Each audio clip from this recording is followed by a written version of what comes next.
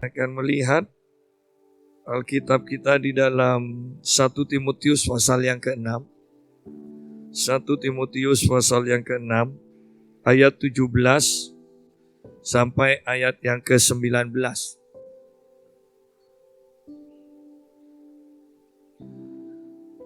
Timotius 6 ayat 17 sampai 19. Peringatkanlah kepada orang-orang kaya di dunia ini, agar mereka jangan tinggi hati, dan jangan berharap pada sesuatu yang tak tentu seperti kekayaan, melainkan pada Allah yang dalam kekayaannya memberikan kepada kita segala sesuatu untuk dinikmati. Peringatkanlah agar mereka itu berbuat baik, menjadi kaya dalam kebajikan, suka memberi dan membagi, dan dengan demikian mengumpulkan suatu harta sebagai dasar yang baik bagi dirinya di waktu yang akan datang untuk mencapai hidup yang sebenarnya. Nah, di sini dikatakan peringatan kepada orang-orang kaya di dunia. Dan tentunya secara khusus kepada orang-orang percaya, kepada jemaat Tuhan. Peringatkanlah kepada orang-orang kaya di dunia ini agar mereka jangan tinggi hati. Berarti kalau hati kita tidak siap atau tidak terus dijaga oleh Tuhan, maka dengan kita menjadi kaya, kita akan mudah menjadi tinggi hati. Kita akan mudah menjadi tinggi hati, bahkan ada hal-hal yang lucu kalau kita perhatikan. Dulunya sebelum kaya, bisa makan di warung. Setelah kaya bukan tidak bisa makan, tetapi tidak mau karena gengsinya. Karena saya kan orang kaya.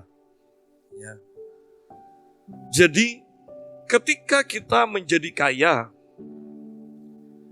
maka yang harus sungguh-sungguh kita perhatikan adalah kita juga bisa menjaga hati kita. Karena kalau tidak, maka kekayaan ini akan membuat kita menjadi musuh Allah. Tidak mungkin Allah itu memberikan kasih karunia-Nya kepada orang yang tinggi hati. Orang yang tinggi hati pasti akan dimusuhi atau menjadi musuh Allah. Peringatkanlah, jelas di sini dikatakan, peringatkanlah kepada orang-orang kaya di dunia ini agar mereka jangan tinggi hati. Apalagi sudah kaya, kemudian sangat beragama lagi. Seperti orang muda yang datang kepada Tuhan Yesus. Dia kaya, dia juga pelaku hukum Taurat. Semua sudah aku lakukan Tuhan, katanya. Semua sudah aku lakukan. Dan Tuhan Yesus katakan, kalau begitu, ayo sekarang. Yang terakhir, jual segala milikmu, berikan pada orang miskin dan ikut aku. Dan ternyata orang kaya ini tidak mau melakukannya. Dia tidak mau meninggalkan kekayaannya. Saya bayangkan kalau dia tidak kaya, kalau dia kemungkinan dia berpikir kalau ini dijual semua, apakah masih bisa anak muda ini mengatakan semuanya sudah aku lakukan? Itu kesombongan, semuanya sudah aku lakukan. Tidak ada cacat, tidak ada salah. Saya kembali menekankan hati-hati bahkan kepada kita semua, bahwa ketika kita sudah tidak pernah merasa bersalah dan mampu menyoroti kesalahan semua orang, hati-hati, berarti kita sudah sombong. Karena kebaikan kita, kebenaran kita, tidak boleh kita bandingkan dengan orang lain. kita akan menjadi sombong karena pasti penilaian kita subjektif. Tetapi kebenaran kita, kebaikan kita, kalau mau dibandingkan, bandingkan dengan kebaikan dan kebenaran Tuhan. Maka selamanya kita akan menjadi orang yang rendah hati. Karena kebaikan kita dibandingkan kebaikan Tuhan, tidak ada apa-apanya. Kekayaan kita mungkin mengatakan saya punya 100 hektar di Jakarta Pusat. Tetapi Anda akan mendengar firman yang mengatakan, bumi dan seluruh isinya adalah milikku. Anda akan mendengar Tuhan mengatakan, semua emas dan perak adalah kepunyaanku. Sehingga ketika semuanya kita perhadapkan pada Tuhan, maka secara otomatis kita akan merendahkan diri selalu. Itu sangat luar biasa. Peringatkan pada orang-orang kaya di dunia ini agar mereka jangan tinggi hati. Ketika kita kaya, maka kita akan mudah menjadi tinggi hati. Ketika kita bahkan menjadi kaya, nah ini yang lebih bahaya. Dari miskin jadi kaya, ya. Ini lebih bahaya daripada yang kaya dari lahir. Ya. Kadang melupakan semuanya bahwa dia juga pernah miskin dan dia menjadi orang yang merendahkan orang miskin. Peringatkanlah kepada orang-orang kaya di dunia ini agar mereka jangan tinggi hati. Ketika kita tidak bisa disalahkan, ketika kita selalu menyalahkan orang lain. Tapi Pak, saya memang benar. Oh iya benar. Tetapi kalau Anda tidak pernah salah, mungkin dengan satu orang Anda benar. Dengan dua orang Anda memang benar. Tetapi kalau sudah semua orang salah dan Anda tidak pernah salah, berarti kita sudah menjadi orang yang tinggi hati. Kalau kita ditegur, marah, tersinggung, maka kita adalah orang yang tinggi hati. Kalau kita menjadi orang yang gampang kecewa, gampang ngambek, berarti kita adalah orang yang tinggi hati. Saya tidak bisa bayangkan kalau orang-orang Kristen sekarang dipimpin, diajar langsung oleh Tuhan Yesus. Enyahlah iblis ketika kita melakukan kesalahan, ya kan? Kita tidak bisa bayangkan. Anda katakan, oh Paulus saja. Tetapi Barnabas ketika mau memberi kesempatan kedua kalinya kepada Yohanes atau Markus, Paulus katakan tidak pantas orang seperti itu. Lihat di sini. Artinya bahwa kita itu memang harus bisa ditegur, bisa diajar tanpa ngambek, tanpa marah, tanpa tersinggung. Karena itu akan membentuk hati kita menjadi orang yang mudah diajar. Kenapa? Karena kita rendah hati. Lebih parah lagi orang kalau sombong kepada orang yang di atasnya lagi. Itu lebih parah. Tidak tahu diri. Ya. Peringatkanlah kepada orang-orang kaya di dunia ini agar mereka jangan tinggi hati. Jangan tinggi hati dan jangan berharap pada sesuatu yang tak tentu seperti kekayaan. Kekayaan itu tidak bisa kita jadikan pengharapan kita. Karena kekayaan itu barang yang fana, sewaktu-waktu bisa hilang, sewaktu-waktu bisa lenyap, sewaktu-waktu bisa berkurang. Dan yang pasti, kekayaan itu tidak bisa menolong kita untuk naik ke surga. Tidak bisa untuk nyogok Tuhan. Lebih parahnya lagi, kekayaan itu tidak bisa kita bawa masuk ke dalam kerajaan surga. Itu katanya Tuhan, kalau kita mau bawa emas saja ya, itu bikin kotor gudangnya atau nyelain dan Tuhan. Ya. Sudah kebanyakan, ada apa? Jadi di sini kita lihat jangan tinggi hati kalau kita kaya. Saya percaya Tuhan menginginkan kita menjadi kaya. Oleh karena itu dikeluarkan peringatan ini. Ya. Kalau sudah kaya, jangan tinggi hati. Ya. Kalau sudah kaya, ingat Anda meminta kekayaan itu kepada Tuhan. Dan selamanya Anda harus meminta kepada Tuhan, harus berharap pada Tuhan. Jangan dialihkan pengharapan ini kepada kekayaan kita.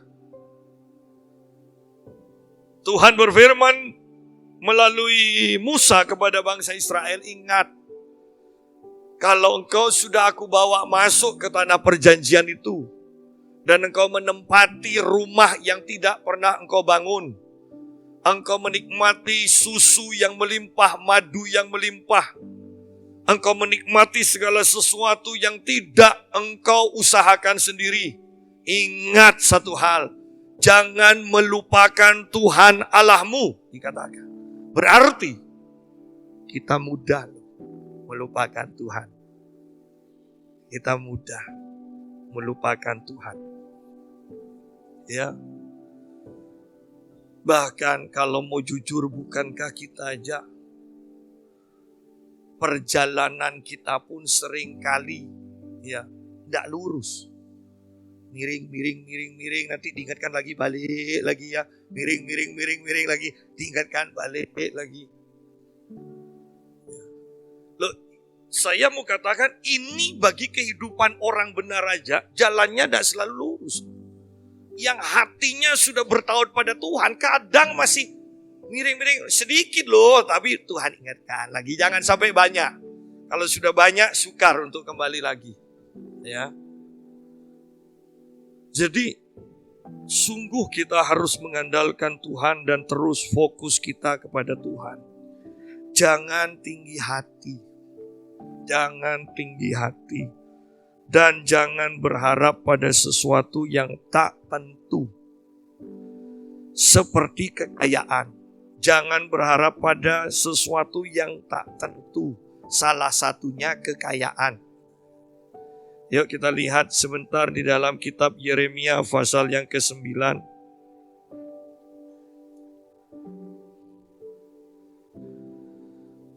Ini ayat yang sangat terkenal.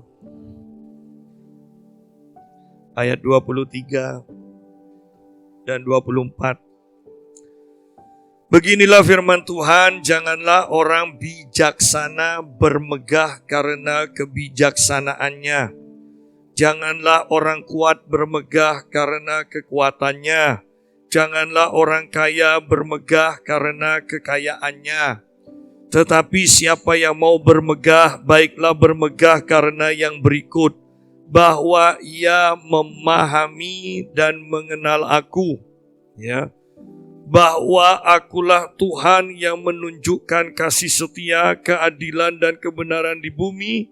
Sungguh semuanya itu kusukai, demikianlah firman Tuhan. Tadi saya katakan bahwa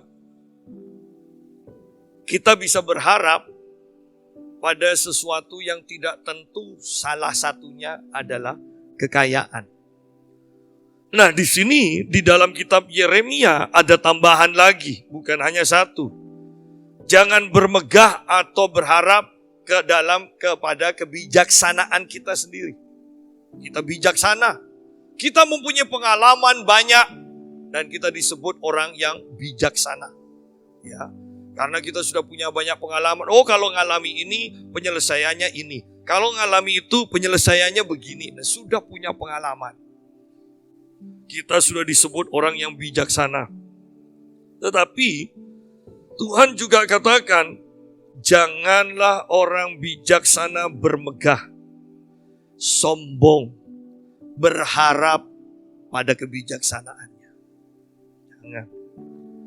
Janganlah orang kuat bermegah, sombong, berharap kepada kekayaannya, kekuatannya. Janganlah orang kaya bermegah, sombong, berharap kepada kekayaannya. Ya. Berarti semakin kita mengulas ini, merenungkan hal ini, berarti lebih lagi.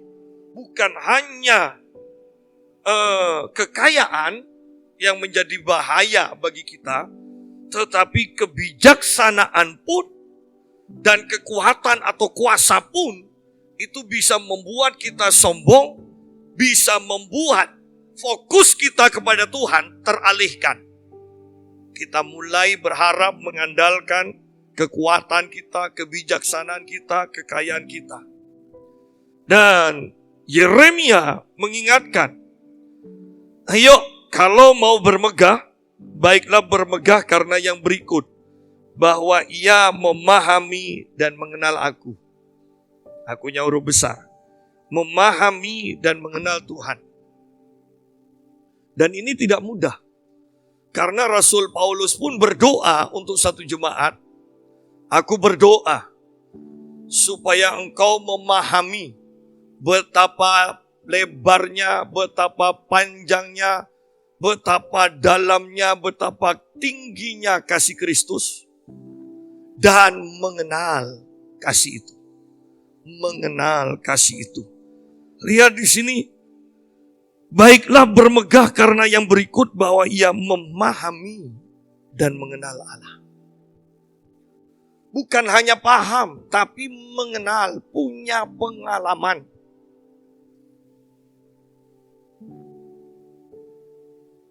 Kasih Allah bagaimana? Wah, besar, panjang, lebar. Ya, itu memahami.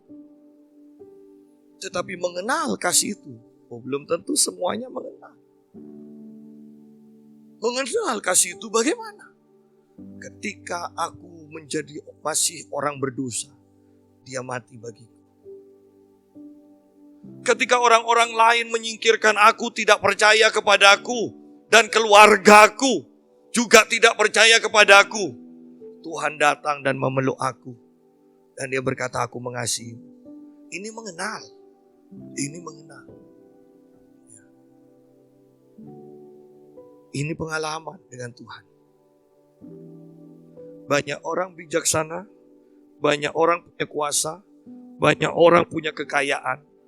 Tetapi pertanyaannya, dengan semuanya itu, apakah mereka sudah sampai dalam taraf mengenal, mengalami, mempunyai pengalaman dengan Tuhan? Saya kembali mau katakan, bahkan tidak semua pendeta mengenal Tuhan.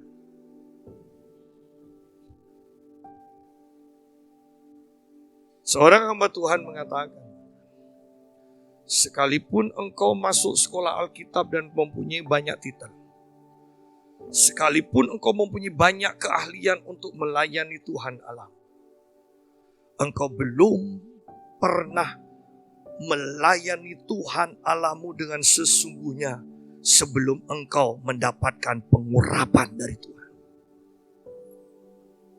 Oleh karena itu Tuhan Yesus katakan, tunggu janji Bapa di Yerusalem. Tunggu. Kalau sudah engkau mendapatkan janji itu, baru engkau menjadi saksiku.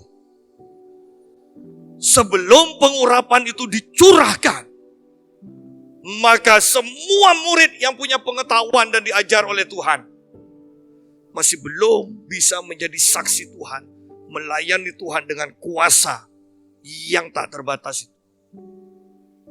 Belum. Ingat, segala sesuatu yang kita lakukan dengan kekuatan kita sendiri. Saya selalu katakan ini, baik ya, bisa membuat orang lain senang, diberkati, iya. Tetapi segala sesuatu yang kita lakukan dengan kekuatan kita sendiri tidak tercatat di surga.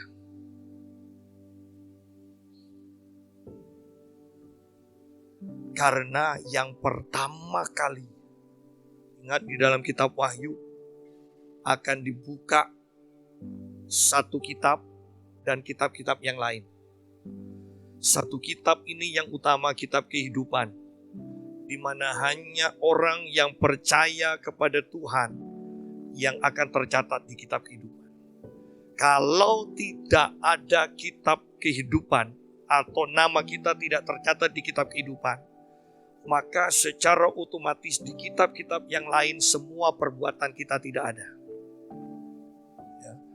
Hanya orang yang tercatat namanya di kitab kehidupan, baru semua perbuatan-perbuatannya di dalam Tuhan itu tercatat di buku.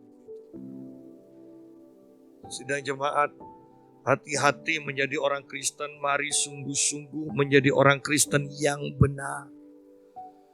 Bukan hanya sekedar menghibur hati nurani kita. Ya, kita Kristen ndak enak kalau nanti minggu ndak ke gereja kok. Sepertinya bukan orang Kristen, sudahlah ke gereja aja.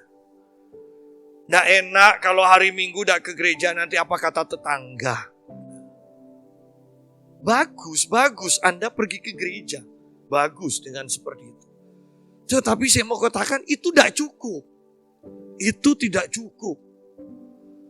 Anda harus sungguh-sungguh percaya Tuhan dan hatimu bergelora dengan penuh kasih kepada Tuhan, sehingga kasih ini akan mendorong engkau untuk beribadah. Itulah pengenalan akan Tuhan. Bukan karena orang lain. Bukan. Tetapi karena Roh Kudus yang menggerakkan kita. Tetapi siapa yang mau bermegah, baiklah bermegah karena yang berikut, bahwa ia memahami dan mengenal aku. Memahami. Banyak, sekalipun juga banyak yang tidak memahami Tuhan. Memahami. Oh iya.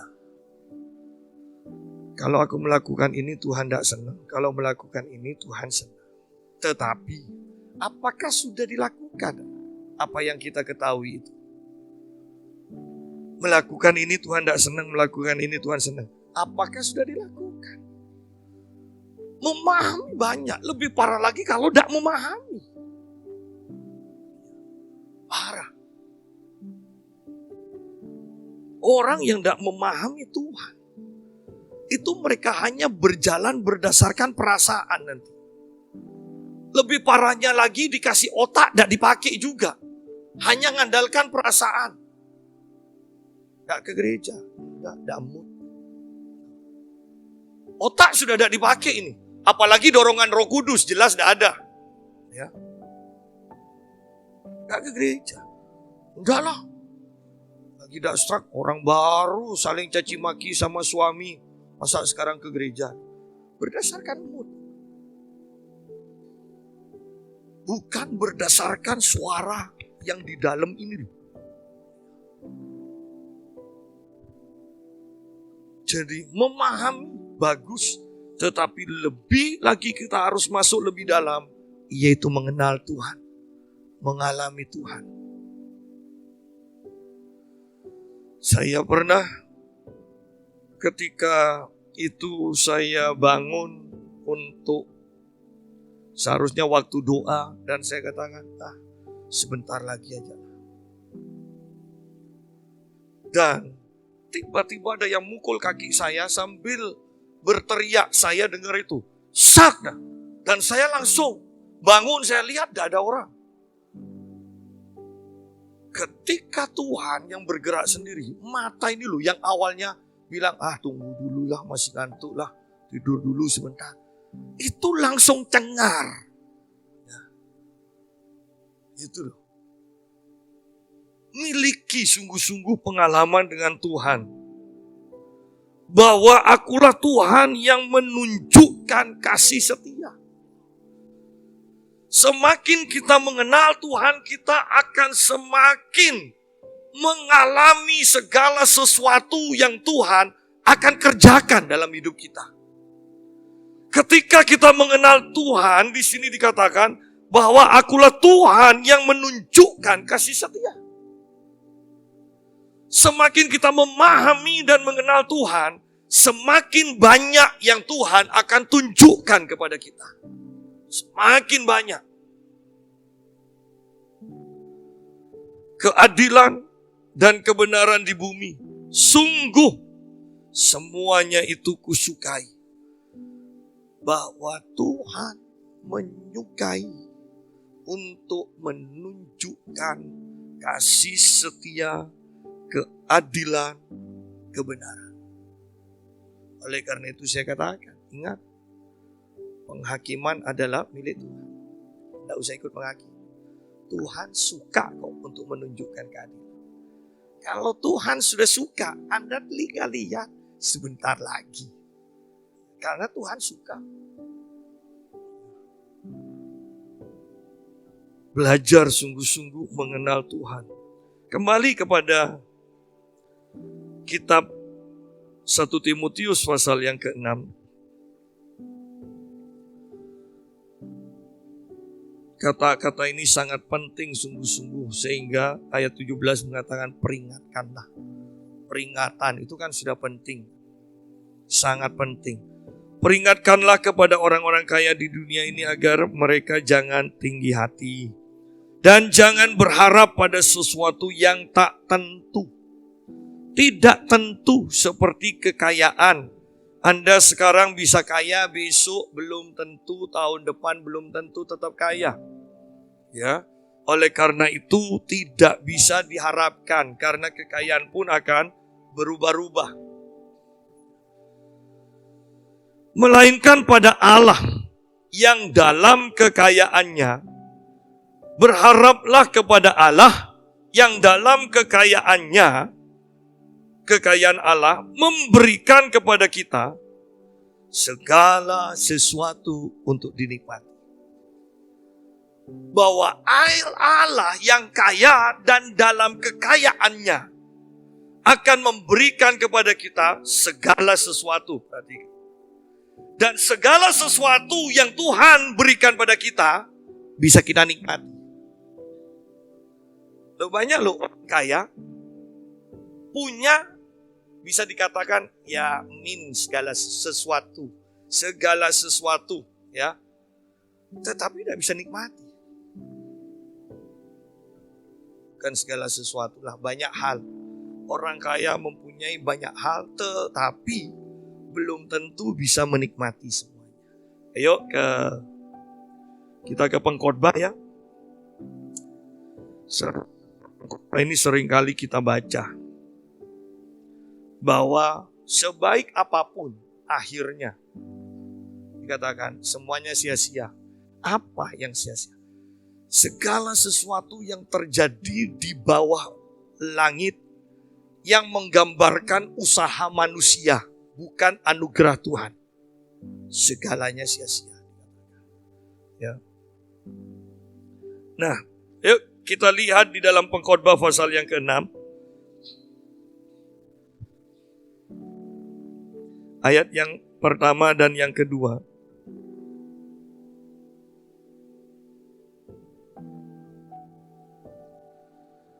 Ada suatu kemalangan yang telah kulihat di bawah matahari yang sangat menekan manusia. Orang yang dikaruniai Allah kekayaan. Nah, kembali lihat, kekayaan itu bukan hasil usaha kita sendiri kok. Ingat, ini pun adalah karunia Allah. Ketika kita mendapatkan karunia Allah, yaitu kekayaan ini, ingat, apa yang dikaruniakan Tuhan pasti ada tujuannya. Ya. Seringkali kita hanya menerima karunia Allah itu tanpa pernah memperhatikan tujuan Tuhan dan melakukan sesuai dengan tujuan Tuhan. Ada ayat 2, orang yang dikaruniai Allah kekayaan, harta benda, dan kemuliaan, sehingga ia tidak kekurangan suatu pun yang diingininya. Ya. Dia bisa beli, ingin rumah ini, beli, ingin rumah yang lain, beli, ingin mobil, beli. Ya. Ingin sate kambing, beli. Ya. Tapi bisa nikmati apa enggak? Nah kan, nih coba lihat nih. Ia tak kekurangan suatu pun yang diingininya, tetapi orang itu tidak dikaruniai kuasa oleh Allah untuk menikmatinya, melainkan orang lain yang menikmatinya. Inilah kesia-siaan dan penderitaan yang pahit. Sia-sia. Berapa banyak konglomerat yang punya rumah besar-besar kan? Kita kadang mau ngontrak aja masih cari pinjaman uang. Ini punya rumah, tidak bisa nempati juga, pembantunya yang nempati. Berarti kan tidak nikmati. Ya. Lu kita punya rumah 3 kamar aja ya, 3 kamar. Senengnya luar biasa. Lu orang kaya beli rumah yang kamarnya mungkin 100, kelihatannya ininya ada ekspresi kok. Biasa. Kenapa? Sudah punya banyak. Berarti kalau ini tanpa ekspresi, berarti kan tidak menikmati. Lebih parah lagi, makan sate kambing lagi. Sudah saya jadi bos, sudah mau nambah lagi, tambah, tidak usah mikir bayar. Ayo om makan bareng om.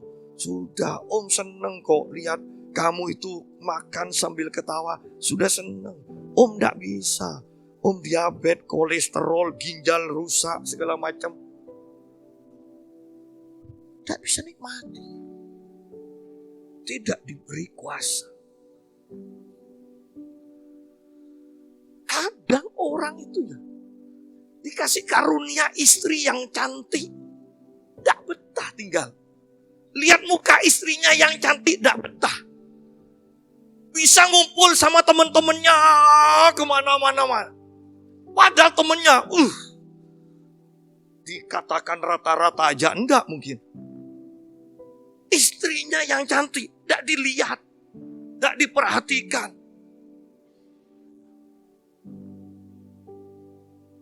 Sidang jemaat, banyak orang memiliki. Tetapi apakah bisa menikmati? Apakah bisa menikmati?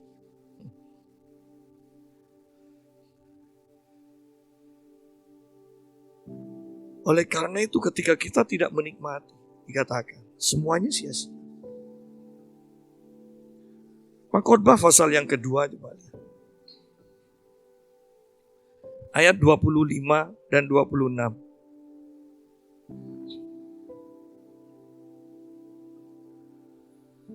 Karena siapa dapat makan dan merasakan kenikmatan di luar Tuhan? Bukankah ayat ini sangat bagus? Di luar Tuhan, engkau bisa memiliki, tetapi engkau tidak bisa menikmati. Berapa banyak orang mempunyai rumah besar, sudah dijaga oleh beberapa security, tetapi tetap hidup dalam ketakutan, bukan keamanan. Tidak bisa menikmati. Karena siapa dapat makan dan merasakan kenikmatan di luar Tuhan? Hanya di dalam Tuhan kita bisa menikmati apa yang dianugerahkan Tuhan. Kenapa ada orang yang suka marah-marah? Pasti ada sesuatu yang dia tidak bisa nikmati. Kenapa? Ada orang-orang yang takut. Pasti ada sesuatu yang dia tidak bisa nikmati. Hanya di dalam Tuhan saja. Di dalam Tuhan, engkau akan menikmati semua yang Tuhan berikan. Ya. Oleh karena itu, pelajari sungguh-sungguh janji Tuhan. Saya tadi divaksin. Dan ketika diukur, sebelum divaksin diukur tensinya. Katakan, Pak, tensinya kok 180. Ini maksimal 180 untuk bisa divaksin. Enggak, saya enggak pernah punya darah tinggi, saya bilang. Tapi ini 180, Pak. Bapak enggak pernah minum obat untuk darah tinggi, untuk menurunkan darah tinggi. Enggak, orang saya sehat. Saya enggak pernah seumur-umur 180. Kemudian diperiksa lagi, periksa lagi. Oh 150 Pak. Oh enggak nyampe 150. Duh. Seandainya saya katakan, kok bisa ya 180? Berarti saya punya darah tinggi. Habis saya. Pasti sesuai dengan pengakuan saya. Setan mendapatkan izin untuk memberikan darah tinggi. Tapi saya katakan, enggak. Mulai dulu tekanan saya normal. Saya bilang. Diperiksa lagi. Enggak sampai kok, itu enggak sampai 3 menit kok. Diperiksa lagi, turun kok. Jadi ingat bahwa ketika Tuhan menciptakan kita, semuanya baik kan? Dan Tuhan akan menyediakan semuanya bagi ciptaannya ini. Dan semuanya baik. Sehingga Tuhan akan memberikan juga anugerahnya supaya kita mampu menikmati yang baik itu. Masa yang baik tidak bisa dinikmati?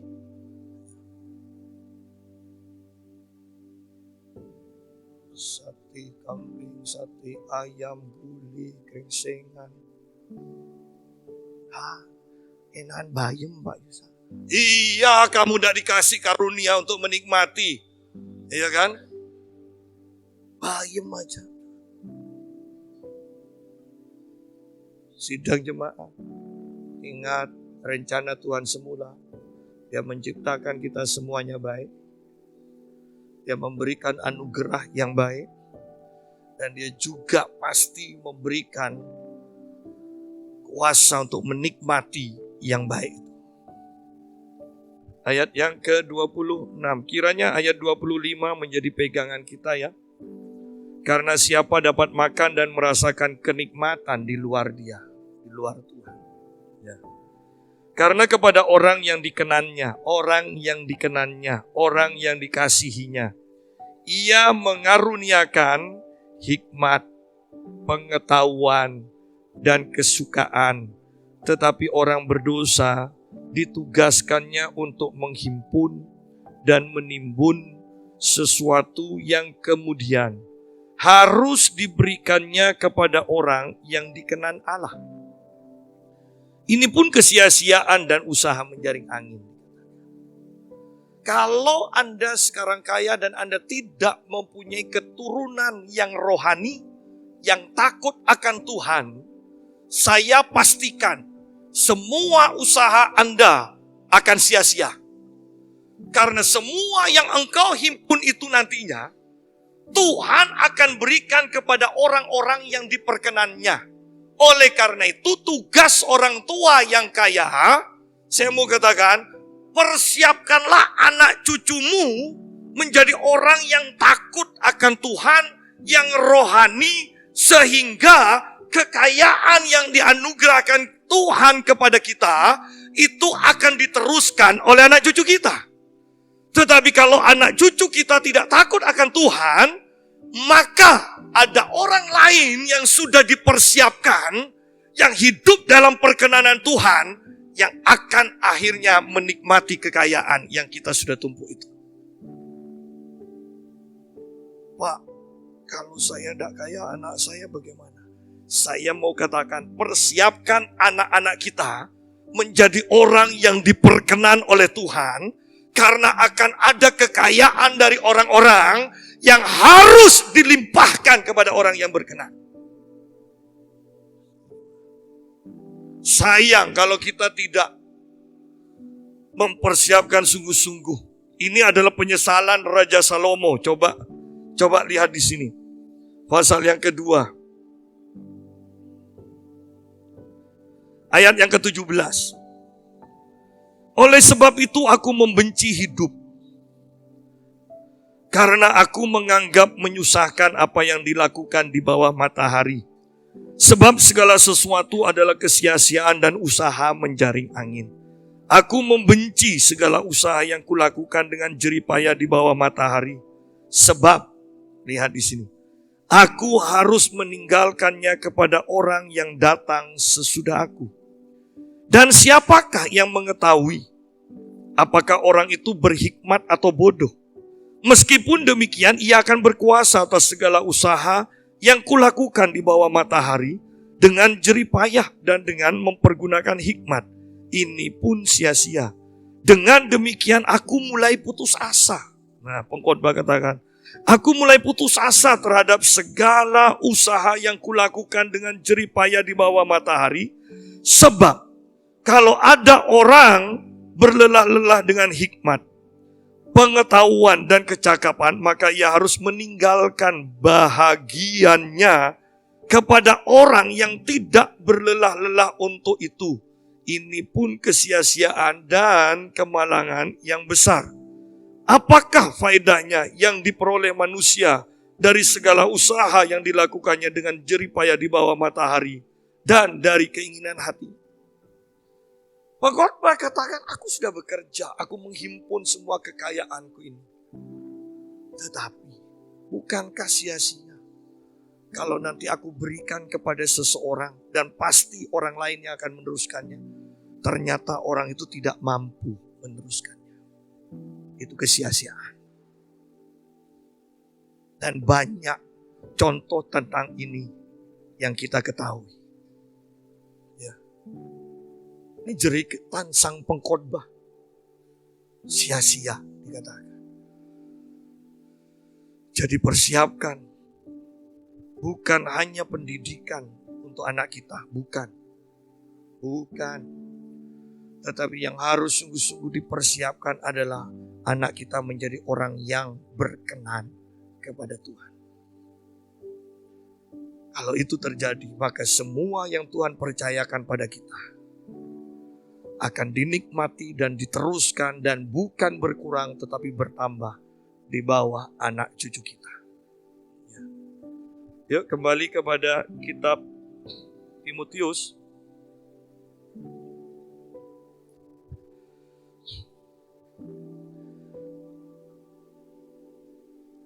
Ayat yang ke-18.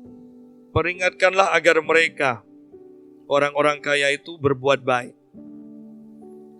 Kalau kita kaya, semua karena anugerah Tuhan. Dan ini tujuannya. Tuhan tetapkan tujuannya. Peringatkanlah agar mereka itu berbuat baik. Berbuat baik. Jadi tidak lagi bekerja supaya bisa berbuat baik. Sekarang mereka itu sudah kaya. Tugas mereka adalah berbuat baik.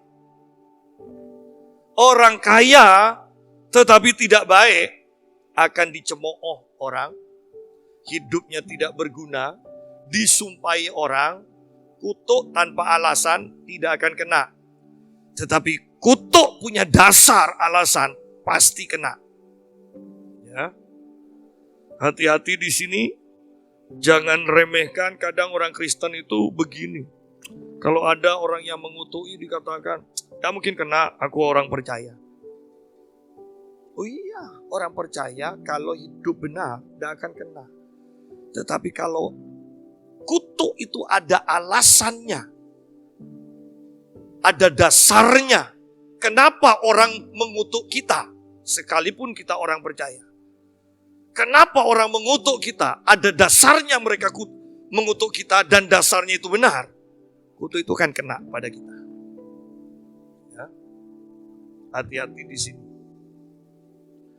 Peringatkanlah agar mereka itu berbuat baik. Berbuat baik. Jadi orang yang kaya seharusnya terkenal juga sebagai orang yang baik. Orang kaya tidak boleh terkenal karena sombong. Ya. Terkenal karena baik. Menjadi kaya dalam kebajikan. Suka memberi dan membagi. Ingat tujuannya Tuhan menjadikan kaya supaya kita itu suka memberi. Bahkan ukuran kekayaan adalah bukan apa yang kita simpan, ini ukuran di hadapan Tuhan loh ya.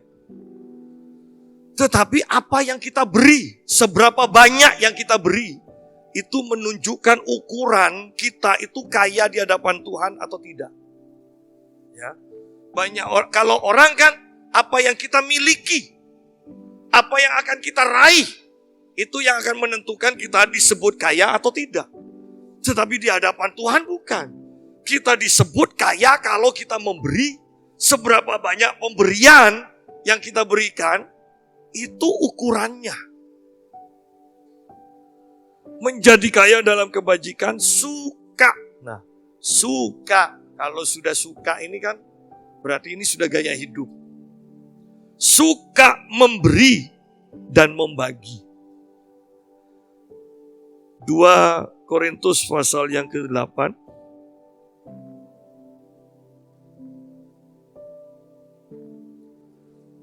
Ayat yang pertama mulai. Saudara-saudara, kami hendak memberitahukan kepada kamu tentang kasih karunia. Nah, kasih karunia yang dianugerahkan kepada jemaat-jemaat di Makedonia. Selagi dicobai dengan berat dalam berbagai penderitaan, jemaat Makedonia menderita, sukacita, tetapi sekalipun menderita, sukacita mereka meluap. Dan meskipun mereka sangat miskin, menurut ukuran manusia, ya, mereka miskin, sangat miskin bahkan, namun mereka kaya dalam kemurahan. Menurut ukuran manusia mereka sangat miskin, tetapi menurut penilaian Allah mereka itu sangat kaya dalam kemurahan. Ya, itu penilaiannya. Kaya, mereka kaya dalam kemurahan. Aku bersaksi bahwa mereka telah memberikan menurut kemampuan mereka. Menurut kemampuan mereka, bahkan melampaui kemampuan mereka. Dengan kerelaan sendiri mereka meminta dan mendesak kepada kami, supaya mereka juga beroleh kasih karunia untuk mengambil bagian dalam pelayanan kepada orang-orang kudus. Mereka memberikan lebih banyak daripada yang kami harapkan. Mereka memberikan diri mereka pertama-tama kepada Allah, kemudian oleh karena kehendak Allah juga kepada kami. Nah, perhatikan di sini Paulus katakan bahwa jemaat Makedonia ini menurut manusia, ukuran manusia mereka sangat miskin. Tetapi mereka suka memberi dan menurut ukuran Allah adalah mereka itu kaya dalam kemurahannya. Kaya. Kalau diukur dari pemberiannya. Aku bersaksi, kata Paulus, bahwa mereka telah memberikan menurut kemampuan mereka. Apakah kita sudah memberi menurut kemampuan kita? Atau ternyata apa yang kita beri jauh lebih kecil dari kemampuan kita sebenarnya untuk memberi? Ingat penilaian Yesus kembali. Orang-orang kaya yang memberikan persembahan dan janda miskin yang memberikan persembahan. Janda itu memberi jauh lebih banyak, kata Tuhan Yesus. Mereka memberi, dikatakan, menurut kemampuan mereka, bahkan melampaui kemampuan mereka. Untuk mencari orang yang memberi sesuai dengan kemampuan mereka itu sukar. Apalagi memberi melampaui kemampuan mereka. Ya.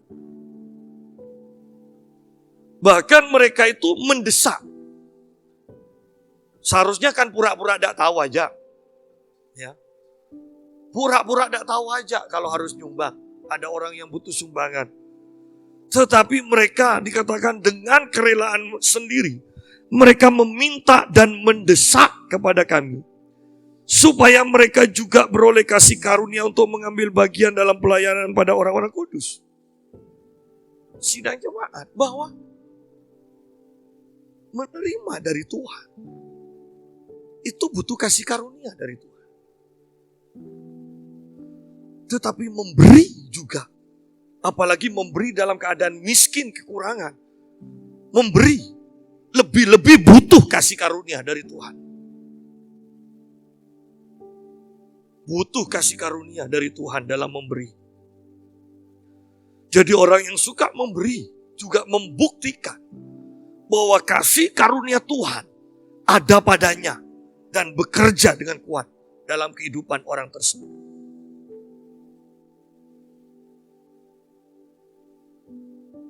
Ayat 5, mereka memberikan lebih banyak daripada yang kami harapkan.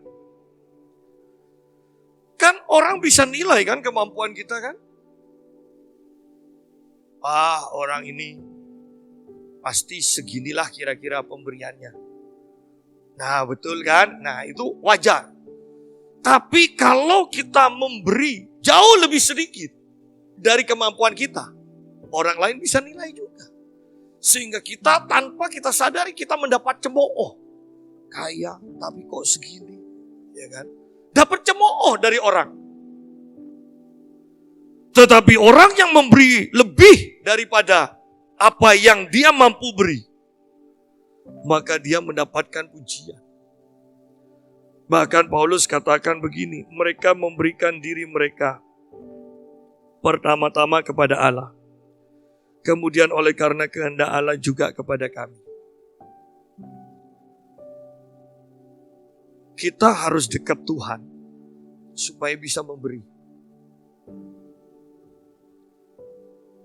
Tetapi sebaliknya juga, percuma Anda mengatakan dekat Tuhan, tetapi Anda tidak suka dan jarang memberi.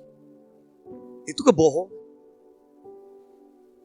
Saya selalu katakan, tidak mungkin orang yang bisa dengar suara Tuhan itu tidak akan memberi.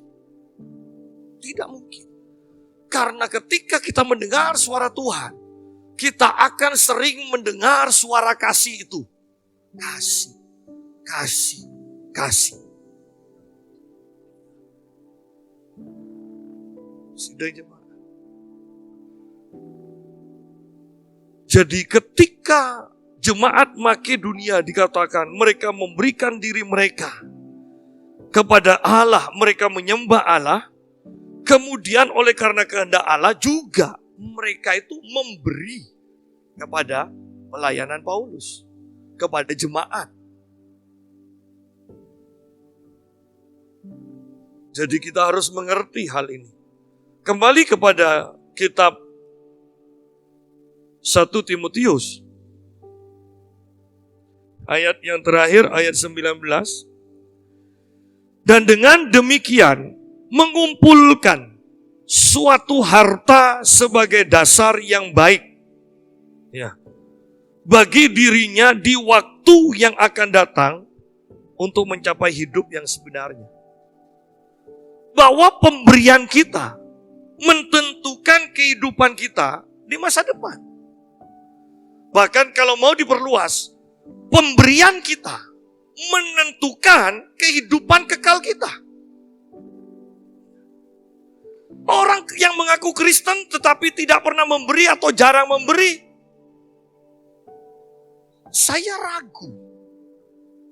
Engkau bisa masuk surga atau tidak? Anda mungkin katakan, Pak Yusa, kan masuk surga cukup. Percaya Tuhan Yesus. Kok ini sekarang kok merembet ke memberi, mempengaruhi masuk surga? Yang saya mau katakan begini. Ketika kita percaya pada Yesus, maka oleh kuasa Roh Kudus dikatakan oleh iman kita, Yesus tinggal di dalam kita.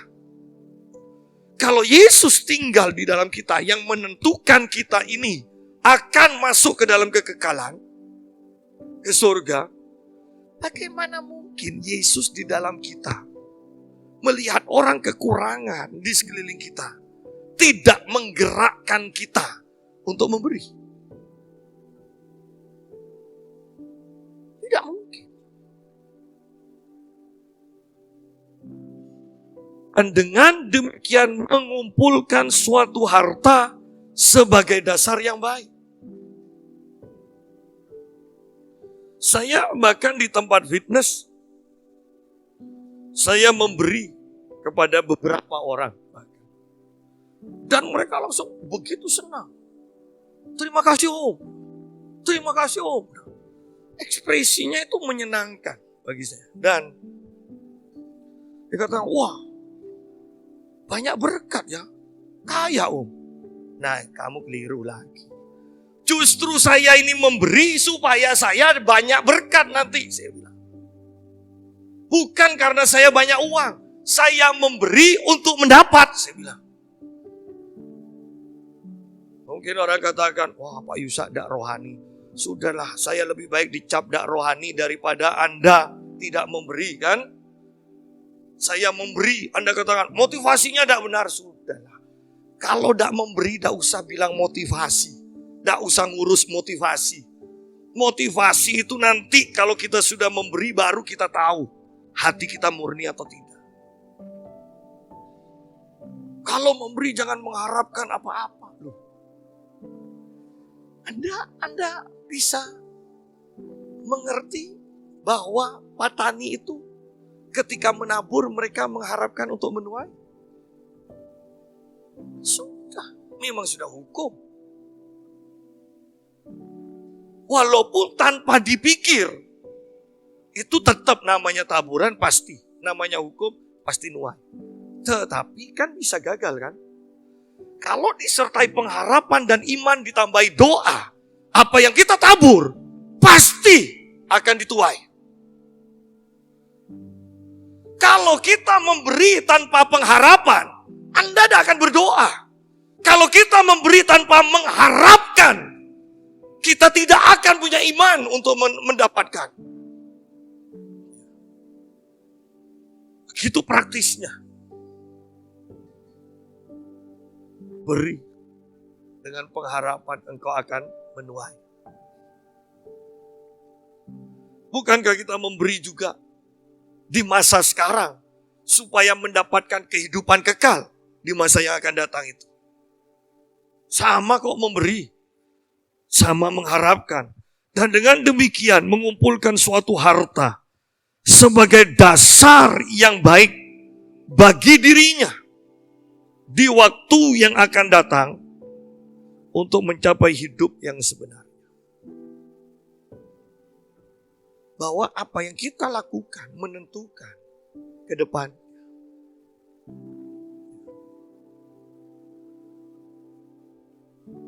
Kadang saya pikir di tempat yang saya sering kasih amin, saya kasih uang. Dan saya hanya katakan, sekarang ini kok di pasar tuh sedikit ya cumi. Om, di Berentah om kalau mau beli cumi. Tuh siapa mau ke Berentah? Ada di pasarnya sudah. Datang kucuk sore. Om, angin om.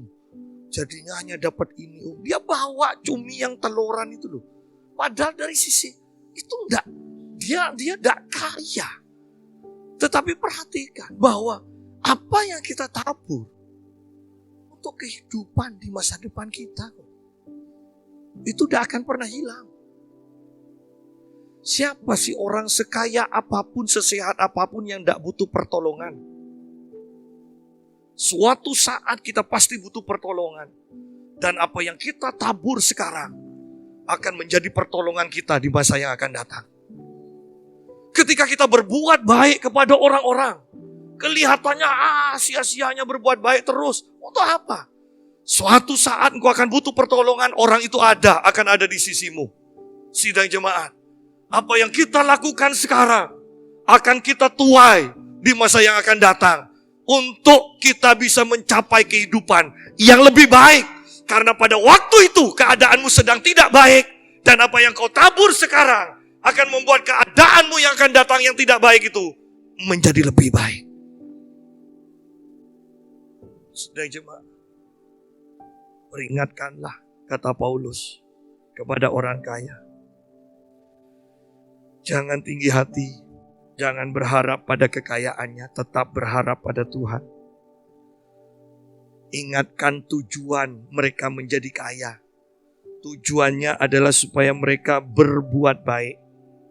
Tujuannya adalah menjadi kaya dalam kebajikan. Tujuannya suka memberi dan membagi. Karena kita sedang ada dalam perjalanan iman untuk mencapai kehidupan yang lebih baik di masa yang akan datang. Tuhan memberkati kita semua.